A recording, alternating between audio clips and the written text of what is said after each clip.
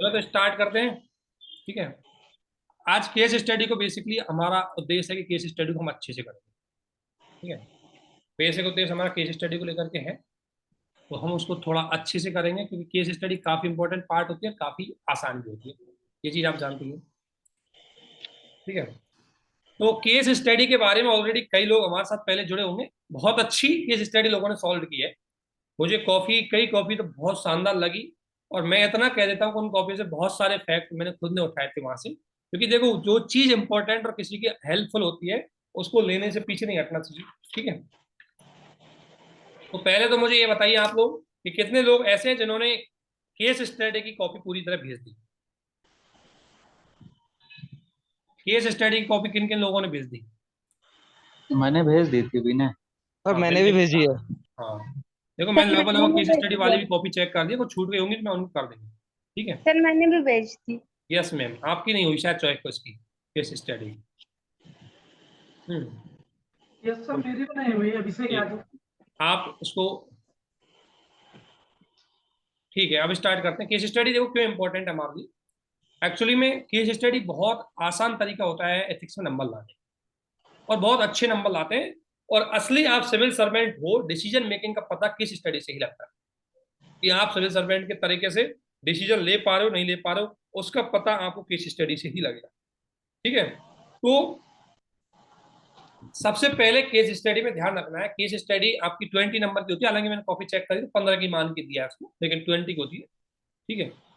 Normally 20 number की आपकी case study होती है, 20 की होती है ना। ठीक है। और 250 शब्दों में आपको इसको लिखना होता है। केस स्टडी को 20 की होती है, 250 शब्दों में आपको लिखना पड़ता है। और इसके लिए अगर मैं बोलूँ आपसे 15 मिनट टाइम आप ले सकते हो, कोई जरूरी कोई दिक्कत नहीं है। अगर आप उधर वाले क्वेश्चन में आपकी स्पीड ठीक है तो 15 मिनट टाइम आप केस स्टडी को सॉल्व करने में ले सकते हो, कोई दिक्कत नहीं, क्योंकि इतना स्कोप आपके पास होता है जी एथिक्स के पेपर। लेकिन आपका उधर स्पीड अच्छी होनी चाहिए, जो आपके शुरू के 50 10 10 नंबर के क्वेश्चन आते हैं उसमें। केस स्टडी जब भी आप सॉल्व करने जाए घबराए नहीं, केस स्टडी बड़ी भी आ सकती है, 2 पेज तक आपको पढ़ने में लग जाए। ठीक है ना। लेकिन घबराना नहीं है, जितनी बढ़िया बढ़िया एक्सप्लेन करे केस स्टडी आपके समक्ष होगी, ठीक है ना, उतना ही आपको उसमें से समझने की चीजें ज्यादा मिल जाएंगी। इसलिए आपको इस चीज को लेकर के घबराना नहीं है कि मुझे केस स्टडी का क्या करना है कैसे करना है। ठीक है ना। ठीक है। तो अब सबसे पहला काम आपको केस स्टडी में आपसे हमेशा ध्यान रखना है, केस स्टडी को जब भी आप पढ़ने बैठे इसका पहला काम करना है कि उसको ध्यान से पढ़ना, एक एक पॉइंट। और अपने वहां बगल में जैसे आपके पास ऐसे केस स्टडी आएगी, आप इधर उसमें लिख के जाना थोड़ा थोड़ा क्या क्या है मामला ऐसे, ताकि आपको बाद में दिक्कत ना रहे या बाद में कोई चीज आप फॉरगेटेड ना हो। इसलिए थोड़ा सा साइड में आप लिखते हुए जरूर जाना। केस स्टडी का सबसे पहला तरीका ये होता है, जब भी आप केस स्टडी पढ़े, देखो ये प्रैक्टिस से ज्यादा इंप्रूवमेंट होती है, लेकिन जब भी आप केस स्टडी पढ़े सबसे पहले उसकी मेन केस को पढ़ो कि केस है क्या है। तो जैसे यहाँ आपको एक सुप्रिटेंडेंट ऑफ पुलिस बनाया गया है, और एक ऐसे जिले में आपको डिप्यूट किया गया, पोस्टिंग की गई है जहां पर महिलाओं के खिलाफ आपराधिक मामले बहुत ज्यादा है। तो आपको पता ही है कि मुद्दा किससे होगा, जेंडर सेंसिटाइजेशन से होगा। ठीक है ना। किसी को कोई प्रकार का डाउट आए, किसी भी प्रकार कोई चीज आए, प्लीज आप जरूर पूछें। ठीक है ना। मैं इसको पढ़ता जा रहा हूँ अभी और समझा जा रहा हूँ क्या क्या मुद्दों पर हमें यहाँ डिस्कशन करना है। तो देखो सबसे पहले आपको एक एसपी बनाया जाता है किसी जिले का, जब महिलाओं के खिलाफ अपराध की घटनाएं अधिक है, यानी कि महिलाओं से जुड़े हुए मुद्दे आपका एक सेंटर है इसमें। ठीक है ना।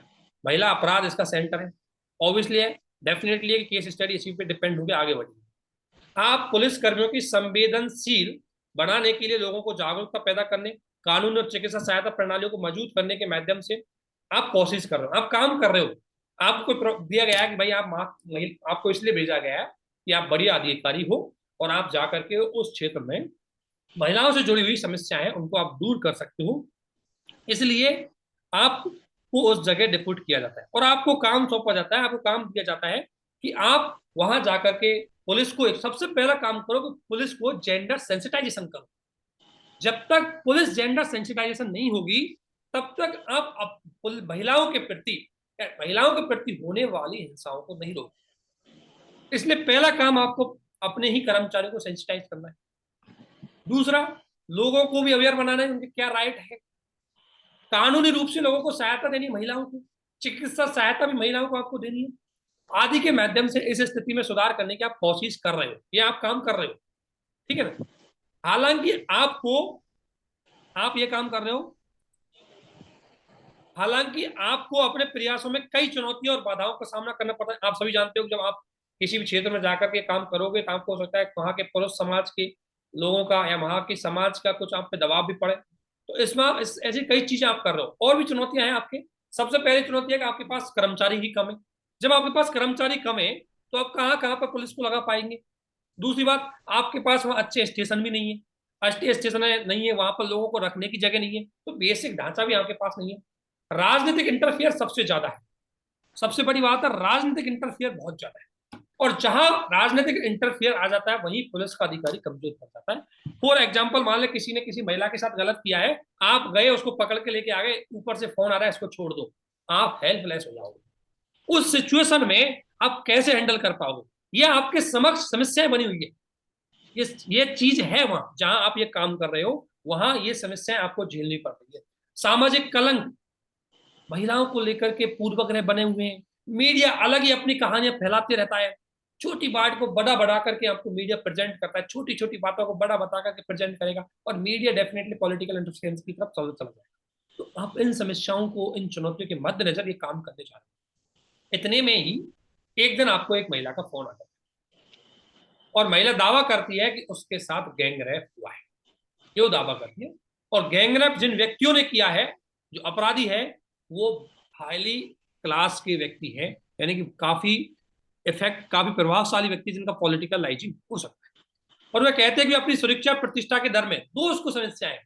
पहली समस्या उसको सुरक्षा को लेकर के, कि कहीं उसने किसी की शिकायत की तो हो सकता है कोई उसको धमकाए, उसको मार सकता है, हत्या भी कर सकता है। आप देख सकते हो बहुत सारी घटनाएं हमारे यहाँ देखने को मिल ही रही है, ठीक है ना, कि किस तरीके से किसी की जीभ काट दी जाती है, किसी की गला घोंट के उसकी मार दिया जाता है। ये प्रैक्टिकल इंसिडेंट आप देखने को मिल ही रहे होंगे आपको।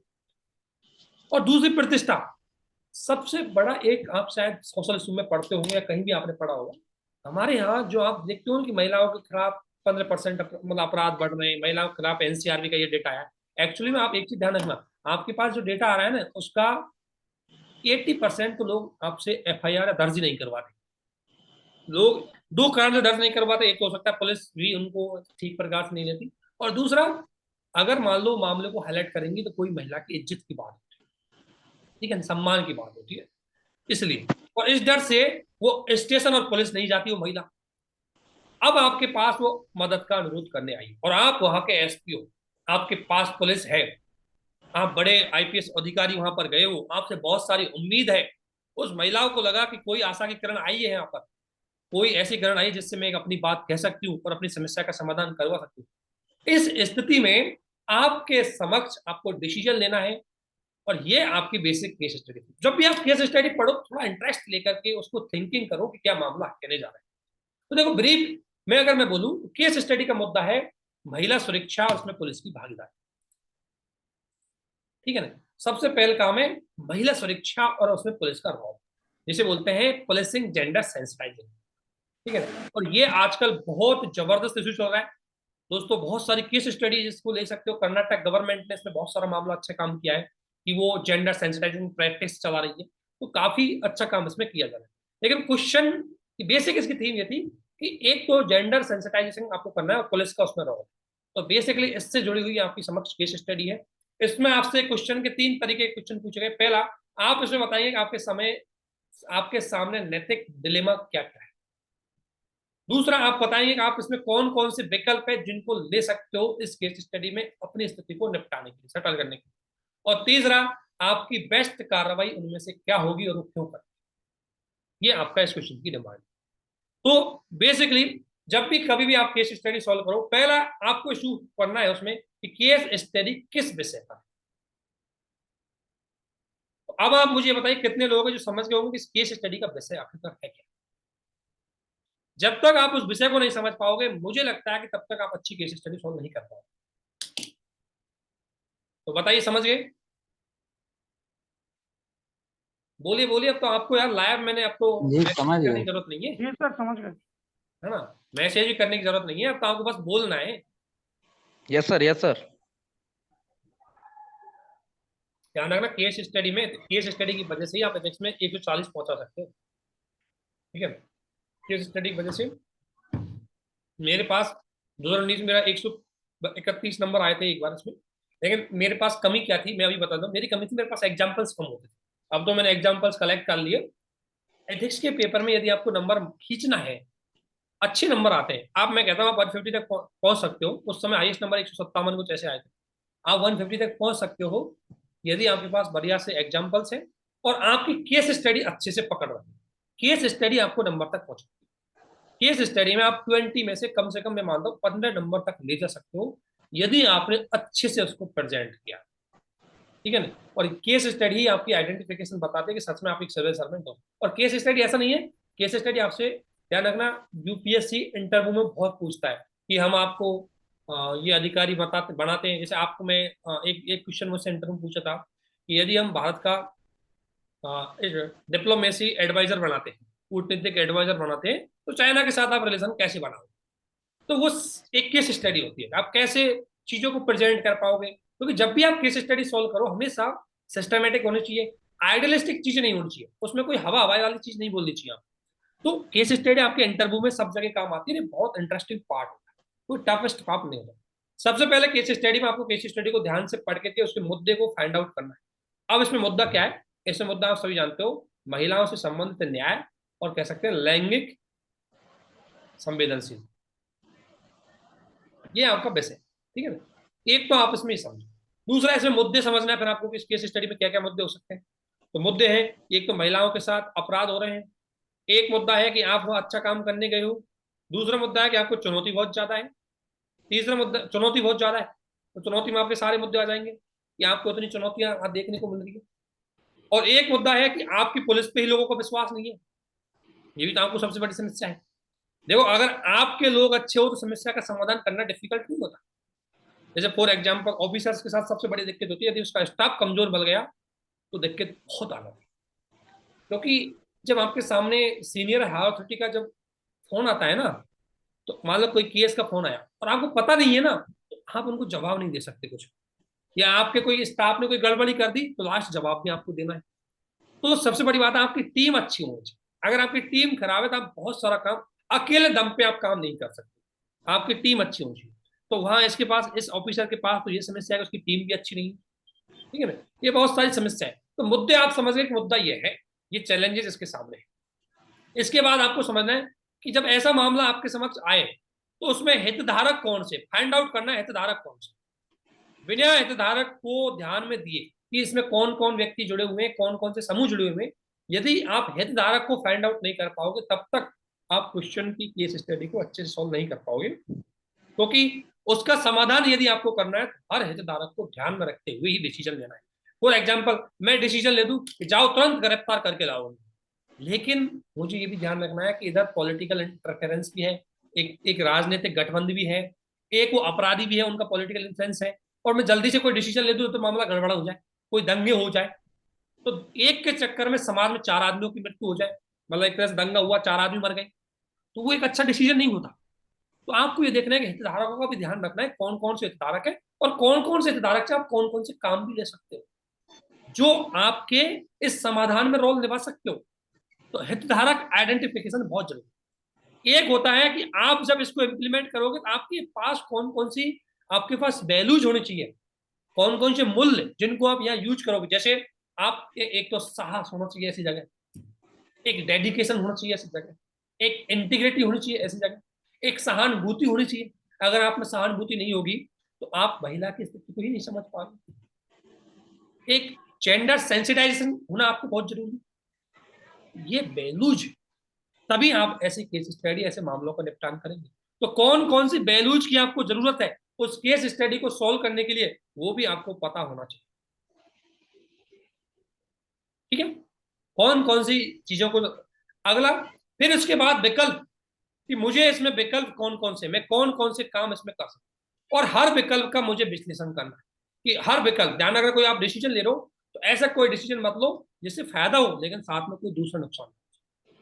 तो विकल्पों को देखना है कि उस विकल्प में क्या गुण है और क्या दोष है, और फिर लास्ट में मुझे एक्शन लेना है। ध्यान रखना, महिलाओं से जुड़ा हुआ मुद्दा है तो ऐसे मुद्दों में जब भी आपको कार्रवाई करो तो कार्रवाई के दो पार्ट होने चाहिए, एक आपकी अल्पकालीन कार्रवाई या तुरंत कौन कौन से एक्शन लोगे, और एक आपकी दीर्घकालीन कार्रवाई, ताकि ऐसी समस्याएं दोबारा पैदा ना हो, ऐसी समस्याएं दोबारा आपके समक्ष ना हो। तो इसलिए एक अच्छा ऑफिसर यही होता है कि वो डिसीजन लेते समय इस प्रकार की रणनीति बनाए कि एक तो मामले को तुरंत सेटल किया जाए और दूसरा भविष्य में ऐसा मामला दोबारा नहीं है। इस तरीके की कार्रवाई आपको लेनी है। और जब भी केस स्टडी में आप डिसीजन लो, कोई एग्जाम्पल है, कोई केस स्टडी आपके समक्ष पड़ी हुई हो, आप जानते हो कि ऐसा मामला, भाई हम ऐसा कर रहे हैं, क्यों कर रहे हैं, क्योंकि ऐसा और जगह भी अच्छा काम हुआ है, ठीक है, और लोगों ने भी इसको इम्प्लीमेंट करके देखा है, तो वहां भी आप इसमें काम कर सकते हैं, ठीक है ना। तो ये चीज है वो आप केस स्टडी में कर सकते हैं। तो केस स्टडी में बहुत सारे लोग हैं, आपने बहुत अच्छा लिखा है, कई लोगों का मैं नाम ऐसा नहीं, सभी ने अच्छा लिखा है, कई लोगों ने बहुत ही अच्छा लिखा है, कई एक की केस स्टडी मैंने बहुत हाईएस्ट नंबर भी दिए हैं, उसकी केस स्टडी देख के काफी इंप्रेसिव हुआ। बाकी सभी की केस स्टडी एवरेज से अच्छी थी, आप और अच्छा उसको कर सकते हो। तो केस स्टडी में हमेशा आपको बहुत सारी चीजों का ध्यान रखना, ठीक है। तो ये आपकी केस स्टडी की बेसिक थीमें थी जो आपको पता होनी चाहिए, ठीक है। तो अब आप बताइए, कोई डाउट हो तो पूछिए, अदरवाइज हम इसको करते हैं। सर ये मेरी फर्स्ट केस स्टडी थी, तो कितनी करने के बाद तक थोड़ा मतलब अच्छा हो जाएगा? मैडम ऐसे बात होती है, देखो आपको मैं एक चीज बता देता हूँ, ये हम पे डिपेंड करता है, जैसे मैं 10-5 केस स्टडी में चीज ठीक ठाक चीजें सीख गए, आपका डिपेंड ये करता है कि हर केस स्टडी से कुछ न कुछ सीख के और उसको अगली में इंप्लीमेंट करो। अगर मैं आपसे बोल दूं आप 5 में सीख जाए, ठीक है, और आप उनको इंप्लीमेंट ही नहीं करें तो आप 50 में भी नहीं सीख सकते, ठीक है ना। तो ये है कि आप 4-5 टाइप की केस स्टडी होती है, उनको अगर आप देख लोगी तो आपको थोड़ा थोड़ा आइडिया लग जाएगा मुझे केस स्टडी में करना है। चाहे तो देखो आप एक केस स्टडी से भी अच्छा सीख सकते हैं, लेकिन 5-6 केस स्टडी में आपका ठीक ठाक, मैं कह रहा हूँ 10 केस स्टडी में आपको कॉन्फिडेंस होना लग जाएगा।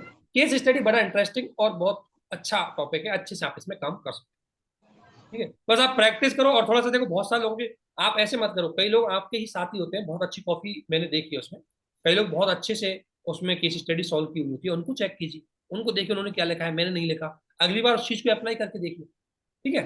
तो ऐसे सीखते हैं। आपको एक ग्रुप में जोड़ने का फायदा यही है कि ऐसा नहीं कि हमारे मॉडल आंसर देखा, अरे बहुत सारे लोगों ने बहुत अच्छा लिखा, उनसे हो सकता है एक पॉइंट आपने लिख दिया, दूसरा पॉइंट किसी और ने लिख दिया, दूसरा पॉइंट को उठाओ, अगली बार उसको यूज करो कि मुझे ऐसा भी सोचना चाहिए था जो मैंने नहीं सोचा, ठीक है। तो आपकी थिंकिंग उस लेवल तक आपको बढ़ा, ठीक है। जैसे मैं कई लोगों को बताता हूँ, इसमें कौन कौन जुड़े हुए मुझे एक बार देखने दीजिए।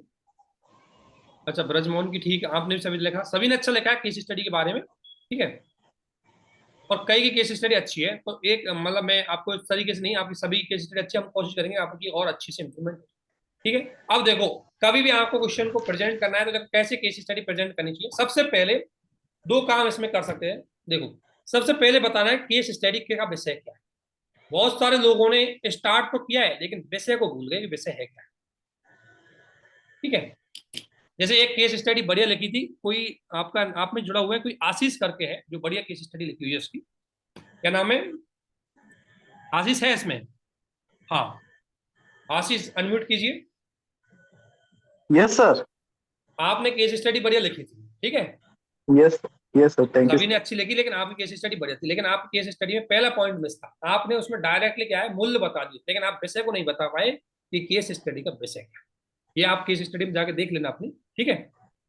Okay sir. हाँ आपने बहुत बढ़िया लिखा, लेकिन ये पॉइंट, पहला पॉइंट लिखना है केस स्टडी आखिरकार किस मुद्दे पे, आपने ये पॉइंट अच्छे लिखे, नीचे वाले सभी ने लिखे ये पॉइंट, लेकिन मेरा उद्देश्य है कि देखो आपने लिखा है, मेरा उद्देश्य कुछ न कुछ कमी बता करके उसको इंप्रूवमेंट करना, ठीक है ना। और कई बार मैं किसी की में कोई रिमार्क नहीं डालू, उसका मतलब ये है कि उसने काफी अच्छा आंसर लिखा। तो कई बार मैंने 3-4 लोगों की कॉपी ऐसी देखी है कि कोई कमी नहीं दिखती, इसमें क्या बताए, अब जबरदस्ती तो कमी बताना ठीक नहीं है। तो सबसे पहले जो आप ध्यान रखो, जो भी लोग हमारे साथ जुड़े हुए, पहला काम करना है आपको कि केस स्टडी के मुद्दे को जरूर बताना है, केस स्टडी क्या है।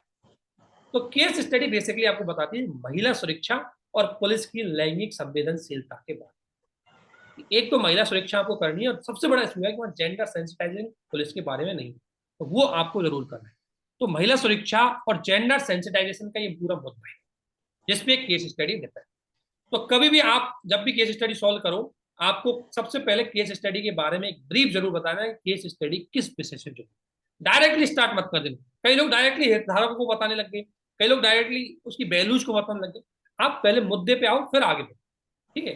अगला बताना है बिल्कुल सही है, जिसमें वैल्यूज क्या जरूरत है। अब देखो मैंने वैल्यूज को पैराग्राफ के साथ कनेक्ट कर दिया, आप चाहो तो डायरेक्ट लिख सकते हो वैल्यूज की जरूरत। देखो कौन कौन सी वैल्यूज है उनकी जरूरत है, तो वैल्यूज कौन कौन सी चाहिए, मूल्य कौन कौन चाहिए इस केस स्टडी को सॉल्व करने में, उनको आप लिख सकते हो कि जैसे आप पे साहस होना चाहिए, सेवा के प्रति समर्पण का भाव होना चाहिए, समाज में महिलाओं के प्रति संवेदनशीलता आपको जरूरत है, व्यक्तिगत गरिमा का आप पूरी तरह ध्यान रखोगे।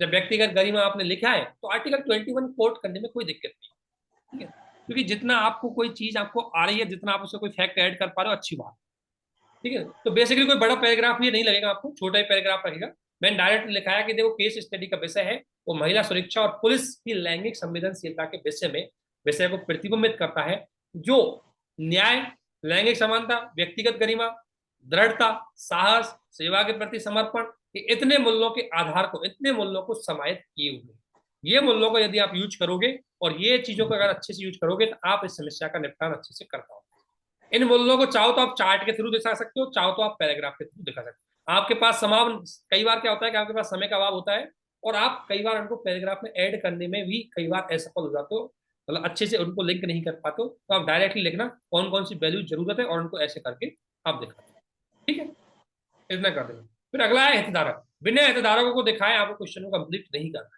है। हितधारक, देखो हितधारक पूछेगा नहीं वो आपसे, बहुत रेयर होगा कि हितधारकों के बारे में आपसे पूछे, ठीक है। तो हितधारक में एक तो खुद हो गया आप, अब वहां के एसपी हो तो खुद ही हो गई, एक पीड़ित महिला हो गई, सोसाइटी हमेशा हो गई, मेडिकल पेशेवर जिनको आप मेडिकली सहायता प्रोवाइड करवाते हो, एक पूरा एडमिनिस्ट्रेशन हो गया आपका, एक आरोपी हो गए आपके, एक मीडिया हो गया आपका, ठीक है ना। और भी आप जोड़ना चाहो तो एक पॉलिटिकल गुट भी इसमें आ गया भाई, पॉलिटिकल गुट भी तो एक पार्ट है, ठीक है ना। तो ये हितधारक है, इनको डायरेक्टली आपको चार्ट के थ्रू, उसके थ्रू आप डायरेक्ट ऐसे भी दिखा सकते हो, कई बार आप ऐसे भी दिखा सकते हो, ऐसे भी इनको यूज कर सकते हो, ठीक है ना। कई बार आप 1 2 3 4 करके भी यूज कर सकते हो, मतलब आपका प्रेजेंटेशन का ध्यान रखना। हर केस स्टडी में थोड़ा अलग अलग टाइप से हितधारकों को दिखाना। जैसे 2 केस स्टडी में आप 6 आती ना आपके सामने वहां, तो ये 2 में ऐसे दिखा दिया, 2 में 4 से दिखा दिया, ठीक है ना, 2 में आपको पॉइंट वाइज दिखा दिया, अलग अलग दिखाओगे तो थोड़ा सा लगेगा हर केस स्टडी में आपने अलग अलग चीज यूज करना, ठीक है। ये आपका बेसिकली आपको हर केस स्टडी में ऐसे यूज करना है, ये फाइंड आउट करना है कौन कौन से मामले इसमें साथ। अगला मामला है इसमें कि भाई केस स्टडी के ये क्वेश्चन आपसे पूछा है कि इसकी नैतिक दुविधा क्या है, तो वहां आपको लिखना है भाई मेरा एक एक क्वेश्चन पूछा है उसका आंसर ये, ठीक है ना। तो अब नैतिक दुविधाएं कौन कौन सी, नैतिक दुविधाएं यानी कि 2 नैतिक पार्टों में से आपको किसी एक को चूज करना है, दोनों में से आपको किसी आपकी समस्या जिसका समाधान आपको करना है, ठीक है ना। केस एथिक्स में आप पढ़ते ही हो कि आपके पास विकल्प नहीं हो और समाधान करना हो, वो एक तरह से आपकी एथिकल डिलेमा टाइप में हो जाती है, जिसमें आप कह सकते हो एक सबसे बड़ी समस्या आपके समक्ष है कि देखो आपको न्याय और निष्पक्षता दोनों बनाए रखना, ठीक है। अब न्याय निष्पक्षता, क्योंकि ये दुविधा आपके समक्ष इसलिए क्योंकि जिस व्यक्ति के साथ जो आप काम करने जा रहे हो, जो अपराधी है वो बहुत इफेक्टिव, ये बहुत कह सकता हूं मैं इन्फ्लुएंशियल आदमी है, उसका पॉलिटिकल रिलेशन भी है, उसके साथ आपको डील करना है। और दूसरा जो दोषी है बेचारे पीड़ित है, वो पीड़िता है, वो इस तरीके की हाई प्रोफाइल नहीं है। तो दिक्कत एक तो आपको ये आएगी कि ऐसे समय पर एक निष्पक्ष डिसीजन लेना बड़ी दिक्कत आती है, ठीक है ना। दूसरी डिलेमा आपके समक्ष एक सुरक्षा, आपने पीड़िता को वचन दिया है कि भाई आपकी सुरक्षा करने की जिम्मेदारी आपकी ही नहीं, पूरे जिले के जिले के जितने भी पब्लिक है, जितने भी लोग हैं, उनकी सभी की सुरक्षा की जिम्मेदारी आपके समक्ष। अब आप मान लो इस दौरान तुरंत कोई एक्शन लें और उससे कोई दंगा या पॉलिटिकल कोई संघर्ष पैदा हो जाए तो और लोगों की भी उसमें समस्याएं पैदा हो सकती है और लोगों के ऊपर भी दिक्कत आ सकती है। इसलिए आपका पहला दायित्व है जो आपको सेफ्टी देनी है वो केवल महिला की नहीं, वहां के पूरे लोगों की सेफ्टी को भी ध्यान रखना, ठीक है। दूसरा गोपनीयता और विश्वास, सबसे बड़ी जो समस्या आपके समक्ष आएगी इस दौरान कि आप वह विश्वास बिल्डअप कैसे करें, कॉन्फिडेंस बिल्डअप कैसे करें, क्योंकि आपकी पुलिस को लेकर के लिखा हुआ है कि आप लैंगिक संवेदनशील नहीं है आपकी पुलिस, लोगों का आपकी पुलिस को लेकर के विश्वास नहीं है। तो आपकी महिलाएं कैसे महिलाओं को आप परसुएट करें, कैसे महिलाओं को आप मनाएं ताकि वो महिला न केवल आप पे आपके यहाँ कोई एफआईआर दर्ज करवाना है बल्कि वो हॉस्पिटल में भी इलाज करवाना चाहिए, क्योंकि साथ साथ आपकी पुलिस तो है ही समस्या में, साथ साथ उस सोसाइटी भी उसको गलत तरीके से देखती है, तो ये दिक्कत है।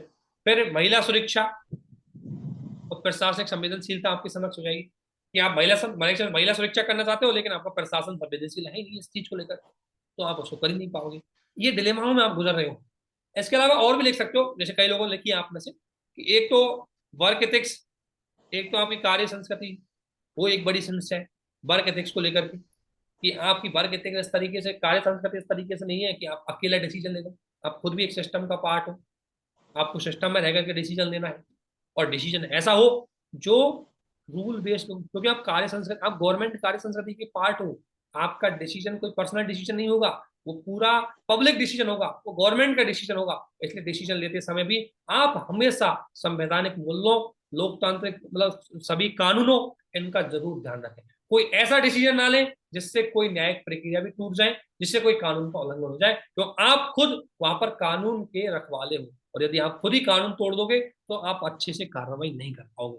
तो वर्क एथिक्स एक बड़ी चैलेंजेस है आपके सामने। अगर मान लो कि प्राइवेट कंपनी है, मैं प्राइवेट कंपनी का मालिक हूँ, और मेरे सामने ऐसी समस्या आई है, 2 मिनट में मैं एक तो या तो महिला को भगा दूंगा या उस अपराधी को भगा दूंगा, जो भी ऐसी समस्या प्राइवेट कल्चर में करना बड़ी दिक्कत नहीं है आपको, लेकिन गवर्नमेंट कल्चर में आपको डिसीजन लेने में बड़ी समस्या है, ठीक है, क्योंकि आपको बहुत सारी चीजों को ध्यान में रखना पड़ता है। वर्क गवर्नमेंट वर्क कल्चर में आपको एक तो बड़ा सोचना पड़ता है, समाज का हित सोचना पड़ता है, संविधान के प्रोविजन भी ध्यान रखने पड़ते हैं, कानून के प्रोविजन भी ध्यान रखने पड़ते हैं, आईपीसी सीआरपीसी ध्यान में रखनी पड़ती है, न्यायपालिका के जो डिसीजन है वो भी ध्यान में रखने पड़ते हैं, कोर्ट ने क्या क्या डिसीजन दिए किस किस मामले में, हर चीज आपको ध्यान में रखनी पड़ती है। आजकल आप देखते होंगे बहुत सारे जो आजकल तो न्यायपालिका मतलब ऑनलाइन आने लग गए, कुछ डिसीजन या उसकी हियरिंग होती है ऑनलाइन आने लग गई, लाइव स्ट्रीमिंग होने लग गई, तो आप देखते होंगे बड़े बड़े डीजीपी को भी की डिस्ट्रिक्ट जज इतनी बुरी तरीके से लताड़ देता है, बहुत बुरी तरीके से, ठीक है ना, देखा होगा आपने बहुत सारे।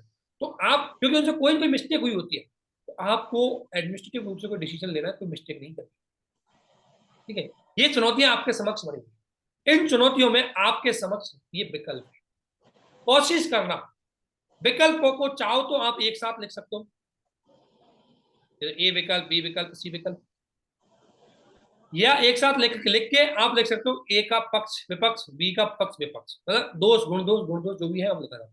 तो कई लोगों ने तो ऐसा लिखा है कि ए और बी और सी पहले बता दी भाई मेरे पास ये विकल्प है, और फिर बाद में आपने बताया इसका ये गुण है ये दोष, शब्द अच्छा रहेगा गुण और दोष, ठीक है ना, पक्ष विपक्ष मतलब गुण और दोष, ठीक है।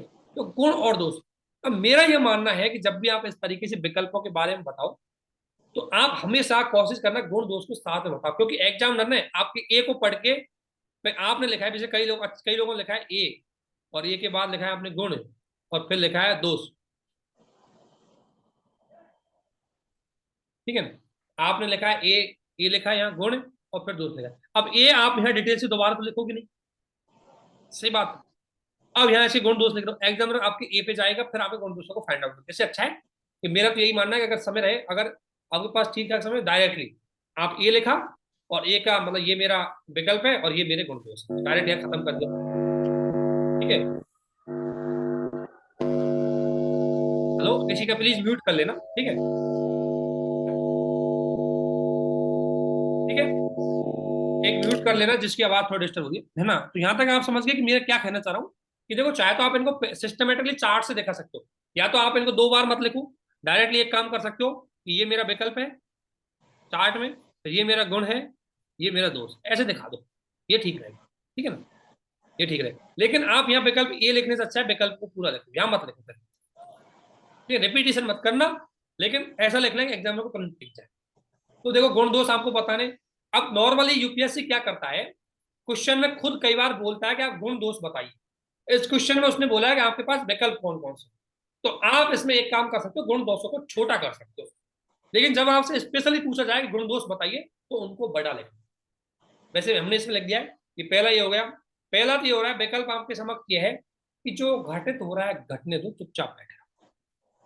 एक विकल्प आपके एसपी के रूप में ये है, ठीक है, कि जो घटित हो रहा है उसको घटने दो, आप चुपचाप बैठे। अब इसके पक्ष क्या, गुण क्या हो सकते हैं, इसके गुण आप सभी जानते हो, एक काम को फायदा हो जाएगा, बेकाम की समस्या आप नहीं पढ़ोगे, तो आप व्यक्तिगत हित है वो समझाएंगे, जो जैसा कि हॉब्स बोलता है कि व्यक्ति स्वार्थी है, तो उस आधार पर आप स्वार्थ हो जाएंगे, ये हॉब्स के अकॉर्डिंग आप खुद अपने आप को इंप्लीमेंट कर लो।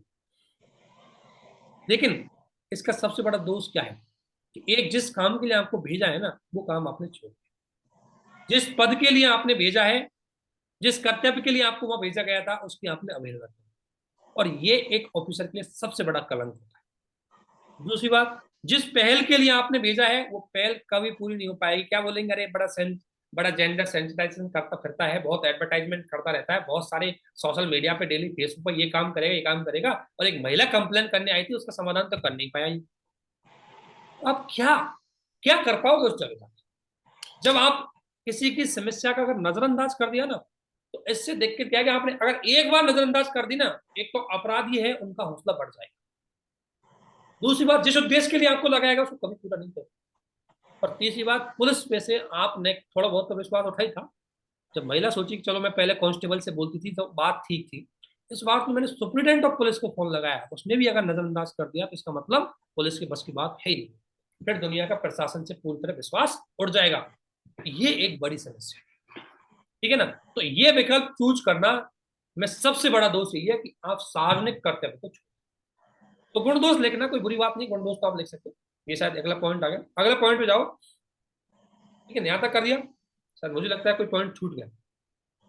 हाँ, एक ये प्रयास, अगला ये है कि देखो आपकी प्रतिष्ठा आप पे ठेस पहुंचेगी और आप गलत एग्जाम्पल प्रेजेंट, तो यदि आपने मामले को नजरअंदाज कर दिया तो आपकी समझ सबसे बड़ी समस्या यही आएगी, है ना।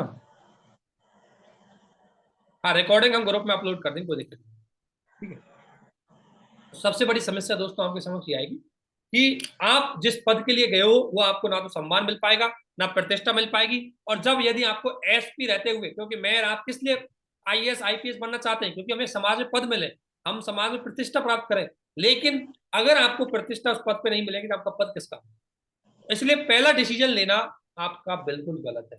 पहला विकल्प आपके पास था, उसको आप पक्ष मतलब गुण दोष बता सकते हो। दूसरा विकल्प था महिला को शांत रहने के लिए बोल दो, महिला से बोला है कि चलो आप शांत रहो, आपकी सुरक्षा को खतरा है, आप यहाँ कहाँ तक चक्कर लगाते आएंगी, अगर आप आएंगी तो समाज में आपका लोगों को पता लग जाएगा, समाज में आपकी प्रतिष्ठा खराब हो जाएगी, आपके 2 बच्चे भी हैं, आपकी 2 बहनों की शादी भी होनी है, इतने बहुत सारी चीजें होती है। देखो भाई सही बात है, आपको पता है कि किसी महिला के साथ या किसी लड़की के साथ अगर मान लो रेप हो जाता है और दुनिया को ये बात पता लग जाती है तो उस परिवार से कोई संबंध नहीं जोड़ना चाहिए, ठीक है ना। तो पुलिस कई बार पुलिस समझाती है कि नहीं ऐसा करो कि देखो आप यहाँ कहाँ तक चक्कर लगाएंगे, कहाँ तक यहाँ डेली आएंगे, ठीक है ना। पुलिस इसलिए सोचती है यार पॉलिटिकल इन्फ्लुएंशियल आदमी है, उसका पता नहीं मैं कुछ कर पाऊंगा नहीं कर पाऊंगा, इस महिला को और समस्या में डाल दूंगा। इसलिए पहला बात यह कि आप उसको शांत, दूसरा विकल्प आप कहेंगे कि नहीं शांत रहो, लेकिन दिक्कत क्या है कि इससे अल्पकालीन हित तो हो जाएगा, अल्पकालीन रूप से यह है कि चलो आप खुद का भी हित कर लोगे और महिलाओं को भी किसी अन्य समस्या में पड़ने नहीं दोगे, चलो क्योंकि महिला की सुरक्षा भी बच जाएगी, महिलाओं को अन्य समस्या नहीं जाएगी, नहीं तो धमकाएंगे डराएंगे, हो सकता है अभी तो उनके साथ गैंग रेप किया है, अगली बार उसको मार ही दें, ठीक है ना। तो इसलिए अल्पकालीन रूप से आप सोचोगे कि चलो चलो मामले को थोड़ा शांत किया जाए। ध्यान रखना आज हम पढ़ रहे हैं इसलिए चीज लगी, ये समस्या है, मैं आपको नाम नहीं बताऊंगा, एक मेरे फ्रेंड के समक्ष समस्या आई थी, सेम टू सेम, है ना, तो मतलब बहुत दिक्कत आई थी उसमें सॉल्व करने, ठीक है ना। तो ये समस्याएं जब प्रैक्टिकली आती है ना तब किताबी ज्ञान काम नहीं आता, जब आपके समक्ष जब सिविल सर्वेंट बन जाओगे, जब आईपीएस बन जाओगे तो ऐसी समस्या आपके समक्ष आएंगी और आप इतने बेबस हो जाएंगे, आपको मतलब डिसीजन देखो बेबस तो नहीं हो सकते क्योंकि आप एसपी हो, आप चाहो तो कुछ भी कर सकते हो, आपको कोई कुछ नहीं बिगाड़ सकता, लेकिन आप में साहस और जिगरा होना चाहिए, उस पद को लेकर के आपकी इंटीग्रिटी होनी चाहिए, आपका डेडिकेशन होना चाहिए, कमिटमेंट होना चाहिए, और आप में धैर्य होना चाहिए, क्योंकि कोई इस पद पे रहकर के कभी आपको पद पे रहकर ध्यान रखना, पद की गरिमा का ध्यान रखना, पद पे रह करके आपको कोई जल्दी डिसीजन नहीं लेना है, क्योंकि आपका लिया गया छोटा सा डिसीजन सिस्टम को समस्या में डाल देता है, ठीक है।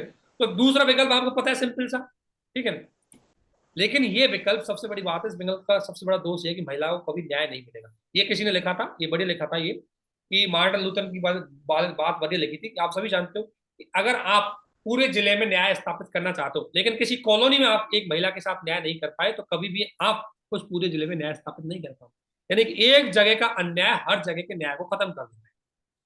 दूसरा, महिला सुरक्षा संकट और बढ़ जाएगा क्योंकि अपराधियों में तो मनोबल बढ़ जाएगा, क्योंकि अप्रत्यक्ष रूप से अपराधियों को तो अनुमति ही मिल गई, जैसे मान लो किसी ने एक बार कोई अपराध कर दिया, पुलिस ने कोई कार्रवाई नहीं करी तो लोगों में कॉन्फिडेंस बिल्डअप हो जाए, अरे क्या है पुलिस तो कुछ करने वाली है, ये देखो उस महिला ने जिसके साथ हमने बलात्कार किया है उसने तो एसपी को भी फोन लगाया था और एसपी भी कुछ नहीं कर पाया, इससे अपराधियों में मनोबल बढ़ा, समझ लो, ये बहुत बड़ी दिक्कत होती है, फिर आप भविष्य में उस मनोबल को तोड़ने के लिए आपको बहुत कुछ काम करना पड़ेगा, ठीक है। तो ये समस्या आपकी, ये आपके इसमें गुण दोष हो सकते हैं। अगला विकल्प है कि आप तुरंत एक्शन लो, तुरंत एक्शन, आप पढ़े महिला ने कॉल किया और आप इमोशंस में आ गए पूछ रहे और तुरंत बोले जाओ चारों को शूट आउट कर दो या एनकाउंटर कर दो या उनको गिरफ्तार कर लो या उनको जेल में डाल दो, कुछ भी, ये डिसीजन भी सही नहीं है। इससे क्या है कि ये बात तो ठीक है कि तुरंत आप गिरफ्तार करोगे तो आप साक्ष्य जुटा लोगे, महिलाओं को न्याय मिल जाएगा, अपराधी डरने लग जाएंगे, आप वहां के सिंघम बन जाओगे, ये बात तो ठीक है, लेकिन इसका दीर्घकालीन नेगेटिव इफेक्ट पड़ते हैं। पहली बात तो आपने मान लो किसी को तुरंत गिरफ्तार किया और उसमें हो सकता है कोई गलत आदमी फंस गया जो अपराधी नहीं था, और मामला न्यायालय में चला गया, न्यायालय ने बोला कि आपने जानबूझ करके पैसे लेने के लिए इस व्यक्ति को फंसाया है, इसलिए हम आपको इस सर्विस से टर्मिनेट करते हैं। ध्यान रखना, आपकी खुद की सर्विस में चली जाती है। कोर्ट का मामला बड़ा सेंसिटिव होता है, जब आप सिविल एडमिनिस्ट्रेशन में आओगे तो पता लगेगा आपको। आज तो हम केवल कोर्ट की हियरिंग सुनते हैं, जब आपके सामने डिस्ट्रिक्ट जज खड़ा हुआ है, आपसे इतना इस तरीके से क्वेश्चन पूछता है कि आप जवाब देने के लिए सक्षम नहीं रह पाते हो, क्योंकि सिस्टम से गलती हो ही जाती है। आप एक सिस्टम के पार्ट है, कहीं ना कहीं कोई मिस्टेक हो ही जाती है। अगर मान लें आपने तुरंत एक्शन कर दिया तो आपने नेचुरल जस्टिस का उल्लंघन कर दिया। आपने कैसे मान लिया उनको अपराधी, कैसे मान लिया उनको दोषी? इसलिए एनकाउंटर कभी सिस्टम का पार्ट नहीं होना चाहिए। एनकाउंटर है कभी नेचुरल या रूल बेस्ड सिस्टम का पार्ट नहीं होता।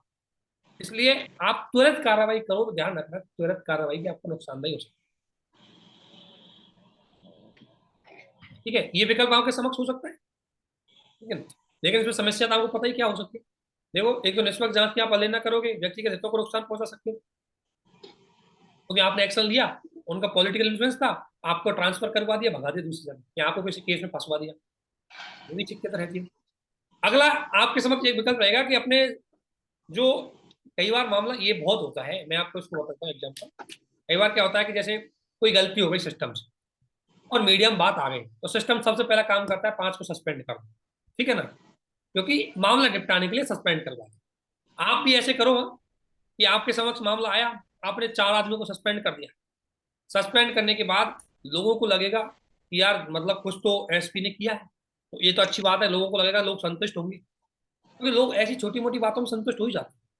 दूसरा, प्रशासन में अनुशासन आ जाएगा। आपके जो अन्य लोग हैं, अगर आप एक को सस्पेंड करेंगे 4 अच्छा सीखेंगे, ठीक है, एक को सस्पेंड करेंगे 4 अच्छा सीखेंगे, तो अनुशासन आ जाएगा। लेकिन इससे दोस्त ये है कि कई बार इसमें बहुत ऐसे कर्मचारी भी फंस जाते हैं जिनकी कोई गलती नहीं होती, और यदि आपने एक निर्दोष कर्मचारी को सस्पेंड कर दिया तो ध्यान रखना, वो आपके डिपार्टमेंट की असेट था एक समय, वो लायबिलिटी बन जाएगा, वो हतोत्साहित हो जाएगा, वो कभी ऐसे मामले में डेडिकेट होकर काम नहीं करेगा, ठीक है ना। और प्रशासनिक प्रक्रिया, आपने ज्यादा लोगों को सस्पेंड कर दिया, आप ऊपर केस स्टडी में लिख रहे हो कि आपके पास कर्मचारी कम है, और आपने जो 4 थे या 5 थे उनको भी सस्पेंड कर दिया, तो जो 4-5 थे उनको भी सस्पेंड करके काम किससे करवाओगे?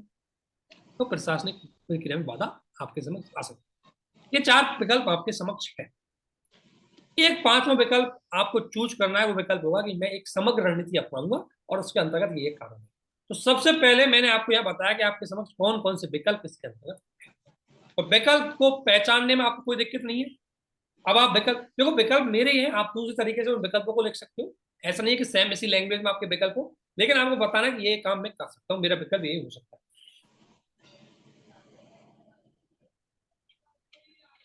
यहाँ तक कोई डाउट आपको किसी को भी? देखो, जो बोल रहे हैं लाइव हो इस समय, आप बिल्कुल, आपको पूरा मौका दिया जा रहा है, ठीक है, तो पहले बोलने से बिल्कुल नहीं झिझकना है, झिझकना है, ठीक है, ठीक है। अब मेन क्वेश्चन का तीसरे क्वेश्चन की डिमांड थी आपकी, एक्शन क्या होगा। देखो, केस स्टडी बहुत सारे लोगों ने ठीक लिखी थी, विकल्प ठीक लिखे थे, एक्शन के लेवल पर कई लोग थोड़ा सिस्टमेटिकली उसमें पिछड़ गए। आपने एक एक्शन बढ़िया लिखा, कई लोगों ने बहुत अच्छा लगा कि उन्होंने सोचा तो सही कि इसको 2 डायमेंशनों में हम लिख सकते हैं, अल्पकालीन यानी तुरंत एक्शन लेने वाला, और एक लॉन्ग टाइम, ताकि इस प्रकार घटना दोबारा घटित ना हो। मुझे ये बताओ, कितने लोगों ने ऐसे सोचा था कि हम इसमें 2 तरह के पहलू सोच सकते? जब भी आपके समक्ष ऐसी कोई समाज की समस्या आए, हमेशा कार्रवाई 2 तरफा कीजिए, एक शॉर्ट टर्म की, एक लॉन्ग टर्म की। शॉर्ट टर्म का मतलब तुरंत उसका डिसीजन करे, कुछ उनको सेटल तो करे, और लॉन्ग टर्म का है कि मतलब ऐसी घटनाएं आपके साथ दोबारा ना हो, महिलाओं के साथ ऐसी घटनाएं दोबारा ना हो, उसके लिए आपको आज से एक्शन टेकन करना ही पड़ेगा। तो बताइए कुछ।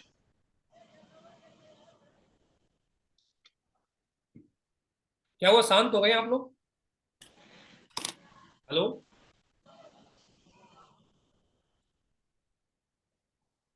हाँ बोलिए, समझ में आ रहा है नहीं आ रहा, पहले ये बताइए प्लीज। आ रहा है सर, बढ़िया। आ रहा है, सर आ रहा है। ओके। लेकिन अगले उसमें इम्प्लीमेंट कर पाओगे इसको, इस तरह की चीजों को अगली केस स्टडी में? कोशिश यस करना कि सर। अगली केस स्टडी में आप इनको इम्प्लीमेंट करें, ठीक है ना। देखो कार्रवाई दो आधार पे करोगे। पहली कार्रवाई अल्पकालीन, मतलब तुरंत क्या करना है। तो सबसे पहले आपको सबसे पहला काम करना है कि निष्पक्ष जांच कराने के लिए एक टीम बना दो पहले, सबसे पहले। तभी आप देखते होंगे एसपी आता होगा, हम इसकी जांच गठित करवाने के लिए टीम बनाते, तुरंत वही काम करता है, एक टीम बना। और एक चीज ध्यान रखना, टीम बनाना एक पार्ट है, उस टीम में महिला अधिकारी जरूर अपॉइंटमेंट करें, महिला जरूर होनी चाहिए, ठीक है ना। आप जांच टीम बनाते रहो, लेकिन जांच टीम में महिलाओं की जो है, महिला अधिकारी को जरूर होना चाहिए, ठीक है। क्यों जरूरी है? क्योंकि जेंडर वाले मुद्दे को थोड़ा महिला ही बेहतर तरीके से समझ। दूसरी बात, वो महिला जिसका आप गवाह लोगे, अब दोषी महिला है, पीड़ित महिला है, सॉरी पीड़ित महिला है, उसकी गवाह लोगे, तो वो एक महिला के समक्ष अपनी बातों को अच्छे से एक्सप्रेस कर पाए। तो जिस कमेटी की आप जांच करवा रहे हो, उस टीम में एक महिला होना जरूरी, ठीक है। अगला, उस महिला की सुरक्षा आपका दूसरा काम है, क्योंकि आपको उसकी सिक्योरिटी प्रोवाइड करवानी, इसलिए ध्यान रखना विश्वसनीय पुलिस कर्मचारियों जिसमें महिला की सुरक्षा करवाना बहुत जरूरी है। और मेरा मानना है कि विश्वसनीय पुलिस कर्मचारियों अपनी महिला होना बहुत जरूरी है। आप किसी विश्वसनीय महिला पुलिस कर्मचारी को उसकी सिक्योरिटी के लिए लगा सकते हैं, जिससे उसकी सिक्योरिटी हो, उसकी सुरक्षा हो, उसकी सेफ्टी हो। सेफ्टी ज्यादा जरूरी है, तो ये काम आपको दूसरा करना है। तीसरा, महिला में विश्वास निर्माण करना है। सबसे बड़ी बात है महिला में विश्वास होना चाहिए, ताकि वो अस्पताल में जाए इलाज करवाने के लिए, ताकि वो मुख्य रूप से हॉस्पिटल मतलब थाने में आए, ताकि कोई एफआईआर दर्ज करवानी हो। क्योंकि कई बार आप बिना किसी डॉक्यूमेंट के आप कोई एक्शन नहीं दे सकते किसी पे, तो इसलिए आपको डॉक्यूमेंट होना बहुत जरूरी है, तो वो चीज आपके लिए बहुत जरूरी है, ठीक है। तो महिला में विश्वास निर्माण करना, और महिला में विश्वास निर्माण करने के लिए आप तो चाहे तो कुछ महिला संगठनों को साथ ले सकते हो, चाहे उस परिवार के साथ आप जुड़ सकते हो, और गारंटी दो कि हम आपकी गोपनीयता रखेंगे। आपकी बात ना तो समाज को पता लग पाएगी, ना आपकी बात किसी अन्य को पता लग जाएगी। हम पूरी आपकी बातों पे गोपनीय रखेंगे, और उस आधार पर महिलाओं को पुलिस स्टेशन और हॉस्पिटल की सुविधाएं प्रोवाइड करेंगे। ये काम आपको जरूर करना है तुरंत, ठीक है। अगला काम, सहायक सेवाएं, उसको असिस्टेंट सर्विस प्रोवाइड करवा, जैसे उसको मेडिकल सर्विस प्रोवाइड करवानी है, कानूनी सहायता, अगर उसको वकील की जरूरत पड़ेगी तो उसको प्रोवाइड करवा, ताकि केस भी, क्योंकि आप जांच करवा रहे हो तो उसकी ओर से कोई वकील अच्छे से प्रेजेंट कर पाए बातों को, उसमें आप ये काम कर सकते हो। नाल लिख सकते हो भाई, नेशनल लीगल सर्विस असिस्टेंट हम प्रोवाइड करवाते हैं, तो वो हमारे पास इसमें चीजें वो हम इसमें करवा सकते हैं। तो बेसिकली तुरंत आपको ये काम करना है कि निष्पक्ष जांच करके ये काम करना है। देखो एक चीज ध्यान रखना कि निष्पक्ष जांच को बोलते हैं प्राथमिक जांच। प्राथमिक जांच में जब तक थोड़ा हिंट नहीं आया, तब तक आप बहुत ही इफेक्टिव किसी को गिरफ्तार नहीं कर सकते बलात्कार के आरोप। नहीं करना चाहिए तुरंत, क्योंकि उसका आपको लगता होगा थोड़ा सा, मैं आपको बता देता हूँ थोड़ा सा एडमिनिस्ट्रेटिवली क्या होता है। जैसे मान लो एक महिला आपके समक्ष आई, मैं ये नहीं कह रहा कि महिला ने झूठा अपराध लगाया, लेकिन जब तक उसकी थोड़ी बहुत जांच नहीं हो, तब तक आप मान लो किसी व्यक्ति पे आरोप लगा देते हो, और उसमें एक व्यक्ति बेचारा दो निर्दोष हो, तो आप ध्यान रखना किसी पे बलात्कार का आरोप लगा रहे हो तो उसके परिवार पे क्या बीतती है। मान लो किसी का पिताजी उसमें शामिल हो फॉर एग्जाम्पल, और आपने उसमें किसी के पिताजी को फंसा दिया आरोप में, उसके आप पिताजी उसके बच्चों से क्या बीतेगी, ठीक है ना। तो इसलिए जब तक प्राइमरी जांच नहीं हो तब तक गिरफ्तार करना, उनको फंसाना सही नहीं है, क्योंकि आपको आरोपियों के हितों का भी ध्यान रखना है कि कहीं ऐसा मामला ना हो जाए कि निर्दोष फंस जाए। इसलिए मैंने यहां गिरफ्तारी वाला प्रोविजन तुरंत नहीं लिखा। आप जब प्राइमरी जांच हो जाए और प्राइमरी जांच में एक रिपोर्ट आ जाए, और प्राइमरी जांच को तुरंत तुरंत करवाओ, तुरंत करवाओ। 24 घंटे में आपको रिपोर्ट दे दे, 48 घंटे में रिपोर्ट दे दे, और उसके बाद तुरंत आप गिरफ्तार कर सकते हो। अगर प्राइमरी जांच में आइए कि हाँ ये व्यक्ति इसमें शामिल है अपराध में, तो तुरंत उसको गिरफ्तार कर। लेकिन आप किसी की शिकायत पे किसी को गिरफ्तार करें, ये सही नहीं। थोड़ी बहुत जांच होना उसमें ठीक है, लेकिन जांच में देरी नहीं करनी है, तुरंत जांच, तुरंत टीम बनानी है। आज आपके पास समस्या आई है, अभी टीम बनाओ, तुरंत अपॉइंटमेंट करो, और टीम से बोलो, जांच टीम से, कि आपको 24 आवर्स में मुझे रिपोर्ट देनी है, ठीक है। तो वो अच्छा डिसीजन होता है, ठीक है। ये तो मुझे काम करना है शॉर्ट टर्म में, मैं ऐसा क्या करूं कि लॉन्ग टर्म के लिए मैं अच्छा कर सकूं। तो सबसे पहला काम करना है मुझे, मेरी पुलिस को ही लैंगिक संवेदनशील बनाना है, जेंडर सेंसिटाइज बनाना है। अगर मैं इस पे काम कर लूंगा तो एक तो अपराधियों को डर हो जाएगा कि पुलिस तुरंत कार्रवाई करेगी, और एक महिलाओं को विश्वास हो जाएगा कि यदि मैं शिकायत करने जाऊंगा तो पुलिस वाला मेरे साथ सही व्यवहार करेगा और मेरी बात भी सुनेगा, ठीक है। तो लैंगिक संवेदनशीलता बहुत जरूरी है। कर्नाटक एमपी का मैंने एग्जाम्पल दिया कई जगह, बहुत सारे केस स्टडी आप पढ़िए। कर्नाटक ने जेंडर फ्रेंडली प्रैक्टिसेस चलाई है उसकी पुलिस, जैसे मुख्य रूप से वो काम क्या करते हैं कि वो जेंडर सेंसिटाइजेशन पे काम करते हैं, ट्रेनिंग देते हैं अपने कर्म पुलिस वालों को, अवेयरनेस प्रोग्राम लगाते हैं, महिलाओं के बीच में जाकर के महिला पुलिस कर्मियां जाकर के उनमें विश्वास जगाती है, तो ये काम कर सकते हैं। राजस्थान भी, एमपी गवर्नमेंट भी बहुत सारे महिला पुलिस कर्मियों के ट्रेनिंग देकर के, प्रशिक्षण देकर के काम कर रहे हैं। तो इनके इनिशिएटिव्स को आप लिख सकते हो कि हमें ऐसे इनिशिएटिव लेने चाहिए हमारे जिले में, ठीक है ना। एक काम ये कर सकते हो लॉन्ग टर्म भी। सिविल सोसाइटी, एनजीओ की भूमिका बहुत जरूरी है। एनजीओ की भूमिका, महिला समूह की भूमिका बहुत जरूरी है, क्योंकि वो सामाजिक कलंक और पूर्वग्रहों को निपटाने में आपकी मेहनत सहायता कर सकती है। जैसे एक महिला शिकायत इसलिए नहीं करवाने आ रही क्योंकि समाज को गलत तरीके से देखेगा, ठीक है। तो समाज के मन से भय निकालो, समाज के मन से सोच निकालो, और इसको कौन निकालेगी? कोई महिला संगठन निकालेगा, एनजीओ निकालेगा, सिविल सोसाइटी। तो सिविल सोसाइटी को वहां एक्टिव करो, ठीक है। या कोई इफेक्टिव व्यक्ति आ गया उसको एक्टिव करो। सोशल मीडिया पे बोलो कि मामलों को थोड़ा सेंसिटाइजिंग करें, मामलों को बढ़ाए नहीं बल्कि सेंसिटाइजिंग करें। यानी कि किसी महिला के साथ ऐसा ना हो, उनको कोई खबर है तो उसको डायरेक्टली उसको उस तरीके से प्रेजेंट करें ताकि किसी महिला का अपमान ना हो, उसकी गरिमा बढ़े। इसके अलावा आप महिला पुलिस स्टेशन बना सकते हो, ताकि महिला, क्योंकि देखो महिला पुलिस स्टेशन रहेगा तो महिला थोड़ा शिकायत करने में सहज महसूस करेंगे, ठीक है। ये मामला ऐसा है रेप का कि इसको आप दूसरे के समक्ष अच्छे से बता नहीं पाते। आप सोचो, ये आपको ऐसा लग रहा है जिसके साथ ये गुजरती है ना, उसकी उसकी मेंटलिटी को चेक करो कि जिसके साथ ऐसा गुजरा वो किस तरीके से बता पाएगी। बहुत साहसी व्यक्तित्व की होते हैं वो लोग जो इस तरह की बातों को दूसरों को बता करके अपनी समस्याओं को पुलिस के समक्ष बता सके। उन्हें बहुत साहस की जरूरत होती है। ये ऐसी चीजें होती है जो बताना इतना आसान नहीं है, हमें लगता है, लेकिन जिससे गुजरती है उसको पता होता है, ठीक है। अगला, पुलिस कर्मचारियों को ट्रेनिंग जरूर देना है जेंडर सेंसिटाइजेशन को लेकर के। पुलिस कर्मचारियों को पक्का ट्रेंड करना है, महिलाओं से बात किस तरीके से करनी है, सॉफ्ट ट्रेनिंग देनी है, उनको स्किल डेवलप करनी है उनमें, है ना।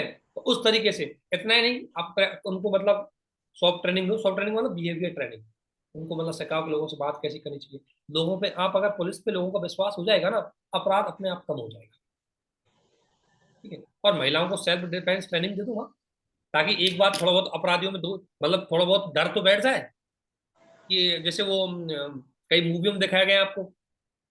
तो अगर आप सेल्फ डिफेंस की उनको ट्रेनिंग दे दोगे तो इससे भी काफी हद तक कहीं ना कहीं महिलाएं अपने आप का बचाव तो कर सकती है।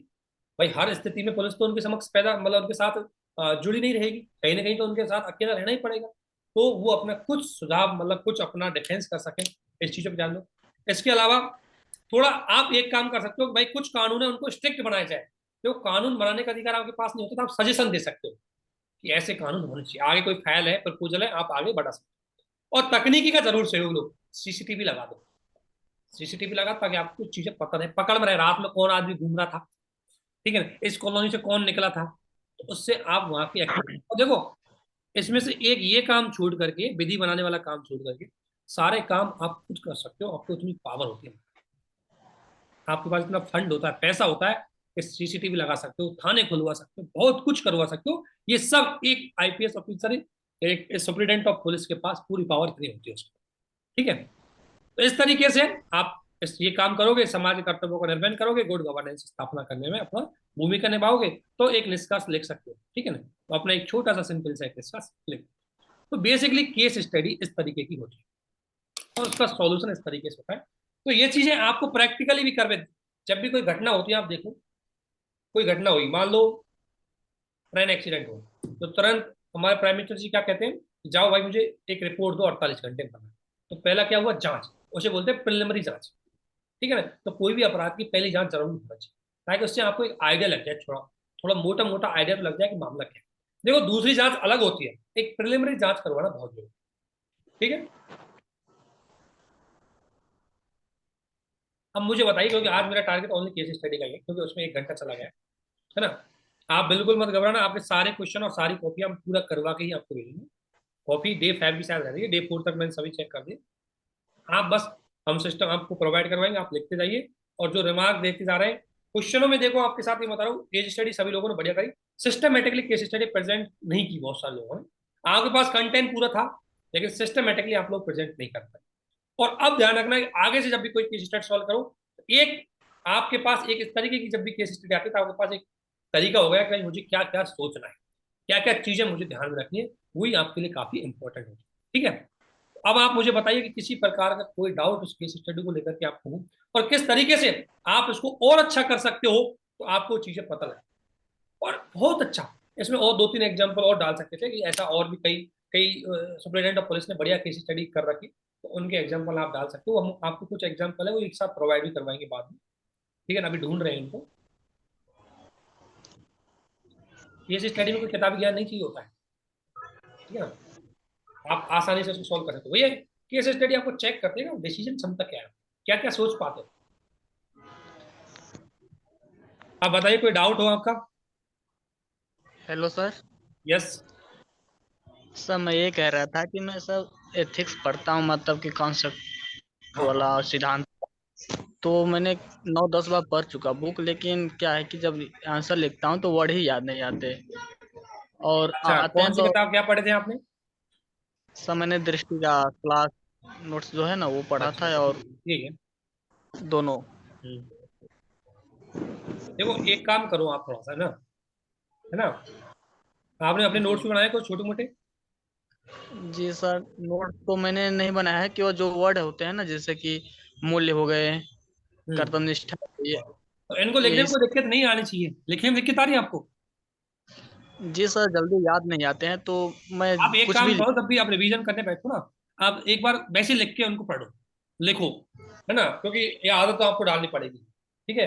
क्वेश्चन के आंसर राइटिंग में तो आपको प्रैक्टिस करनी है, लेकिन आप जैसे पढ़ रहे हो, मान लो मैं बेलूज पढ़ रहा हूँ, तो आपने पूछे बेलूज क्या है ना, जी क्या मोलिटी क्या है, तो इसको पढ़ते समय, ठीक है ना, जी इसको पढ़ते समय लिखो थोड़ा सा, खुद ही अपने रफ पेज पे। और राइटिंग भी ध्यान मत देना, जैसे भी लिखना है लिखो, लेकिन लिखो ताकि आप पूरी बात प्रेजेंट कर पाओ, नहीं कर पाओ।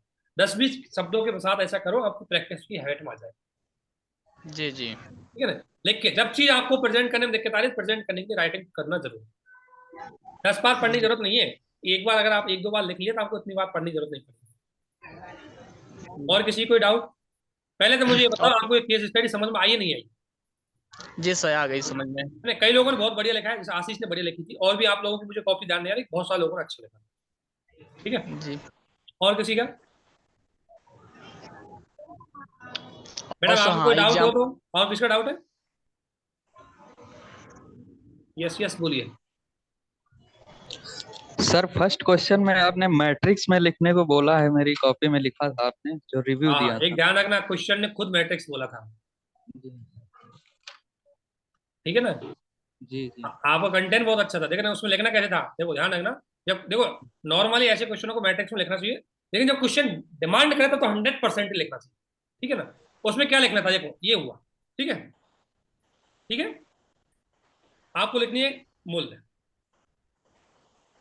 उसकी प्रासंगिकता, ठीक है, और उसके एग्जाम, बस ये करना था। और वो आपने लिखा है, ये सब लिखा है आपने कॉपी में, मैं ये नहीं कह रहा लिखा नहीं है, लेकिन कोशिश करो कि, क्योंकि एग्जाम ने खुद बोला था मैट्रिक्स के लिए, इसलिए मैंने मैट्रिक्स बोला था, ठीक है, क्वेश्चन में बोला गया था वो, ठीक है। हेलो। हम्म। ठीक है सर। हाँ, एक बार मैं ये नहीं बोल रहा कि आपको, मतलब मेरा ये था कि कोई छोटी सी भी कमी आपकी कुछ कॉपी में से एग्जामिनर को पकड़ा नहीं है, ठीक है। जी ठीक है। और किसी का। और एक यार ना कॉपी, 1-2 लोगों की कॉपी है, कॉपी को स्कैन सिस्टम से करो, मुझे ना ढूंढ, एक पेज के बाद दूसरे पेज पे जाने में बहुत टाइम लग जाता है, पेज अनसिस्टमेटिकली होते हैं, तो आप थोड़ा सा स्कैनर देख सकते हो, है ना, स्कैनर से सिस्टमेटिकली उनको स्कैन करो पेज बाय पेज, ठीक है। और कोई डाउट किसी को भी। आज एक क्वेश्चन ही करते थे, वो हम करवाते रहेंगे रेगुलर ही, आपके साथ जुड़ते रहेंगे, करते रहेंगे, इससे आप लोग, आप में हम में बात हो जाएंगी, और आपका पूरे क्वेश्चनों का सॉल्यूशन करवाएंगे, ठीक है। और आपकी कॉपी पे धैर्य रखना, कॉपी अच्छे से चेक करके आपको भेजते रहेंगे, और जो क्वेश्चन है उनको आप लिखते रहिए, जब 50 क्वेश्चन आपके कंप्लीट नहीं होंगे तब तक हम आपको छोड़ने वाले नहीं, ठीक है। ये किसी को डाउट, कोई भी दिक्कत किसी प्रकार की, इस क्वेश्चन रिलेटेड है, अन्य प्रकार की कोई भी, वीडियो आपको मिल ही जाएगा, कोई दिक्कत नहीं है, आप उसको बाद में दे सकते हो। लेकिन मैं फिर कह रहा हूँ, आप अच्छे नंबर खींच सकते हो, बहुत अच्छी काबिलियत है, मुझे लगता है कि बहुत अच्छी क्षमता आप लोगों में है, अगर आप थोड़ा सा मेहनत करोगे, थोड़ा सा। एक ध्यान रखना, जो अच्छा लिख रहे हैं मैं उनसे ये कह रहा हूँ, वो अपनी उस अच्छाई को बनाए रखने के लिए कंटिन्यू लिखो, नहीं तो थोड़ी सी प्रैक्टिस छोड़ देते हो ना, आपका फ्लो टूट जाता है, ठीक है। तो मैं कई बार लिखता हूँ उसमें कि जिसके बहुत अच्छा लिखा है उसको बोलो मैं कि कीप इट कंटिन्यू, उसको निरंतरता जरूर बनाए रखो। अगर आप बीच में थोड़ा सा डिस्टर्ब हो गए तो उसकी कंटिन्यूटी टूट जाएगी। ठीक है, ठीक है। और किसी का, मैडम हमारी कोई मैडम, कोई कोई और किसी का, आज मैडम नहीं बोली हमारी, कोई डाउट है मैडम आपको? सर थोड़ा कम समझ में आया। कम समझ में आया? सर मेरी ना थोड़ी इससे अलग है, मतलब इस टाइप से नहीं लिखी है। अरे मैडम लेखी नहीं, वो छोड़ो, मतलब ये नहीं, आपका तरीका दूसरा हो सकता है, लेकिन आपने इतने आयाम लिए नहीं लिए, वो पॉइंट है। ठीक है ना? और आप ऐसे मत घबराओ कि मैंने नहीं लिखी इसलिए आप नहीं, आप ऐसा नहीं है कि हमने आपको बता दिया 100% ऐसा ही लिखना है आपको। देखो मेरा कहने का मतलब है कि ना ये नजरिया होना चाहिए, प्रेजेंट करने का तरीका आप ऊपर नीचे कुछ भी कर सकते हैं, लेकिन आपके प्रेजेंट में ये चीजें आनी चाहिए। ठीक है, तो वो मैं आपकी कॉपी चेक करूंगा, अभी मैंने देखा नहीं उसको। सर कोई नहीं, फर्स्ट टाइम है, अभी फिर धीरे धीरे तो डेवलप हो ही जाएगा। अरे मैडम आप दो अगला क्वेश्चन लिखने से पहले एक बार देख लेना केस स्टडी हाँ कैसे लिखते हैं। ठीक है ना? अगली बार देखें, जैसे आपकी कॉपी में कोई रिमार्क आएंगे तो अगली बार आप दोबारा उसको देख सकते हैं कि हाँ मुझे हितधारक फाइंड आउट करने हैं, हाँ मुझे वैल्यूज फाइंड आउट करनी है, हाँ मुझे विकल्प फाइंड आउट करना है, और मुझे विकल्पों का पक्ष गुण दोष लिखने हैं, और फिर मुझे कार्रवाई। अगर कोई कार्रवाई ऐसी है जिसको मुझे बहुत सिस्टमेटिक करना है तो मैं इसको दो पार्टों में कर दूंगा, अल्पकालीन और लॉन्ग टाइम। ठीक है, सर मेरे विकल्प और नैतिक दुविधा दोनों मतलब सेम ही निकल रहा था, क्योंकि दुविधा भी मेरे पास वही थी और विकल्प भी उसके वही निकल रहे थे, नहीं लेकिन दुविधा मतलब, नैतिक दुविधा का मतलब होता है, नैतिक दुविधा का मतलब है कि दो कोई नैतिक विकल्पों में से किसी एक को चूज करना। ठीक है ना? या एक समस्या को बनाए रखने से कहीं दूसरी समस्या पैदा ना हो। ठीक है ना? या कोई डिसीजन लेने में आपको कोई समस्या बड़ी बाधा कर रही है, वो नैतिक दुविधा मान जाए। तो तीन चार नैतिक दुविधा लिख सकते हो आप, है ना? कि भाई एक तो जैसे मैंने एक नैतिक दुविधा निष्पक्ष था, और निष्पक्ष जांच तो करनी, लेकिन आपके समक्ष किसकी जांच कर रहे हो ये भी ध्यान रखो, जिनका पॉलिटिकल इन्फ्लुएंस है, जो बहुत ज्यादा इन्फ्लुएंसेस आदमी है उनकी जांच कर रहे हो। फिर जिसमें आप दूसरा स्टेटमेंट लोगे उस महिला से लोगे जो बहुत डर डर रही है, जो समाज की भय से डर रही है, उस समय आपको निष्पक्ष होकर डिसीजन लेने बड़ा डिलेमा हो जाता है, क्योंकि क्या पता कि आप जो डिसीजन ले रहे हो पूरी तरह जो आपके साथ पास फैक्ट आए या नहीं आए। ठीक है ना? ऐसे शब्दों को आप देखो, दो चार पांच आप करोगे तो आपको धीरे धीरे आइडिया लग जाएगा कि कौन सी डिलेमा होती है, कौन सी विकल्प होती है। विकल्प मीन्स एक्शन टेकन, विकल्प क्या होता है? एक्शन होता है। ठीक है ना? तो विकल्प और डिलेमा बहुत अलग अलग चीज हो जाती है। डिलेमा चूज करना होता है, और एक्शन आप किसी एक्शन लेकर के उसको तुरंत एक एक्शन लेना है, मैं ऐसा कर सकता हूँ, मैं चुप बैठ सकता हूँ, मैं ये कर सकता हूँ। ठीक है, आ जाके जना बैठेगा एक अप्रैल यार और किसी का?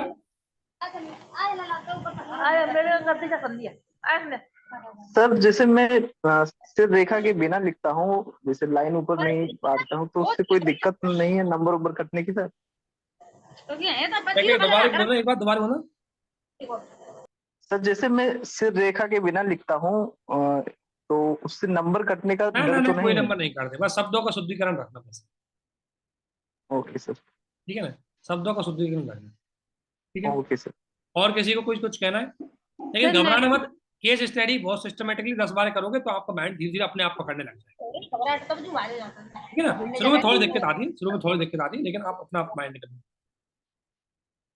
ठीक है, सर नैतिक दुविधा सोचने में ही आधे घंटे लग गए, 4 पॉइंट। मैडम शुरू में प्रैक्टिस कर रहे हो, अभी आप यहाँ क्वेश्चन नहीं लिख रहे हो। ठीक है ना? आप किसी और की देख लो एक बार, थोड़ा आइडिया लग जाता है, किसी और की कॉपी देख लिया करो, किसी पिछले क्वेश्चनों को सॉल्यूशन देख लिया करो, तो एक आइडिया लग जाएगा आपको। ठीक है, पहले आइडिया लगना चाहिए आपको क्या क्या चीजें होती है नैतिक दुविधा। कई बार एक नैतिक दुविधा आती है इसमें व्यक्तिगत हित वर्सेस, में लिखा नहीं, एक कॉमन दुविधा होती है आपके समक्ष, व्यक्तिगत हित वर्सेस सार्वजनिक हित, ये दुविधा है। अगर आप सार्वजनिक कर्तव्य को नहीं करोगे, और यदि आपने सार्वजनिक कर्तव्य किया तो आपको व्यक्तिगत समस्या पैदा हो सकती हो। ठीक है ना? ये भी तो दुविधा है आपके समक्ष। तो व्यक्तिगत हित वर्सेस सार्वजनिक हित की समस्या आ जाती है कई बार, ये भी दुविधा है। तो आप जब करोगे तो आपको बहुत सारी दुविधाएं मिल जाएंगी अपने आप। ठीक है ना? तो एक काम करना, एक नैतिक दुविधा वाला टॉपिक है अपना एथिक्स में, एक बार उसको आप पढ़ सकते हो, उसमें कुछ एग्जाम्पल भी मिल जाएंगे, उससे देख सकते हो, तो उसको केस स्टडी में आप अप्लाई कर सकते हो। ठीक है ना? और अगर किसी क्वेश्चन में आपको मान लो हमने केस स्टडी दिया और आप नैतिक दुविधा नहीं समझ पा रहे, तो आप मैसेज करके बोल दो मुझे नैतिक दुविधा पता नहीं चल पा रही है इसमें। आपको इतना चीजें, मैं ये नहीं कह रहा यार, मुझे सबसे बड़ी बात है कि आप क्वेश्चन लिख लो। अगर आपको कोई डाउट है, क्वेश्चन में कोई चीज समझ में नहीं आ रही कि सर मुझे एक्शन पता नहीं लग पा रहे हैं इसमें, मैं कैसे सोचूं, मुझे इसमें पता नहीं लग पा रहा कि कौन कौन सी दुविधाएं हैं, तो मैसेज कर दीजिए, मैं बता दूंगा। आपके कोई और साथी आपके साथ जुड़े हैं वो बता सकते हैं, ठीक है।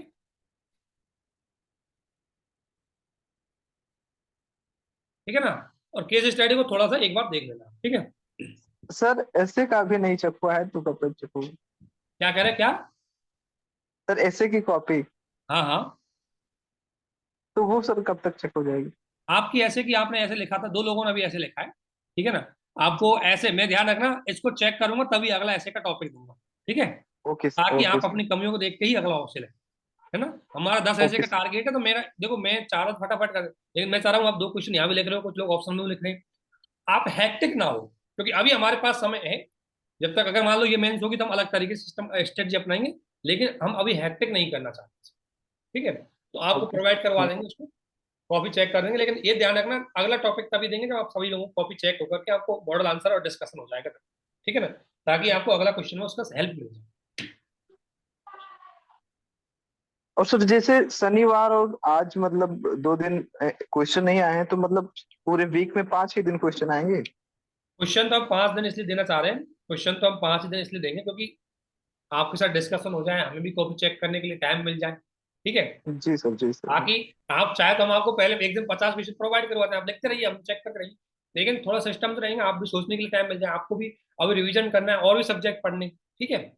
और आप, ओके हो सकता सर। है आपका तैयार हो, हमारे और साथी उनका भी ध्यान रखना पड़ता है, ठीक है। जी सर। सभी को लेके चलना पड़ता ओ- है। मुझे लगता है कि आप ओके। आशीष बोल रहे होंगे। जी सर। हाँ, आपके क्वेश्चनों को देख के लग रहा है कि आपका थोड़ा काफी चीजें पहले से तैयार है, आप फटाफट लिख के भेज देते हो। मुझे मेरे और लोगों का भी ध्यान रखना पड़ता है, ठीक है आशीष। ओके हाँ, सर, थैंक यू सर। और थोड़ा सा बढ़िया आप में हम कोशिश करेंगे कि आपका आंसर बहुत एक्सीलेंट में चले जाए, इसलिए मैं कुछ उनको टाइम निकाल के जरूर देता हूँ उसमें, ठीक है। Okay sir, thank you sir. और किसी को कोई डाउट?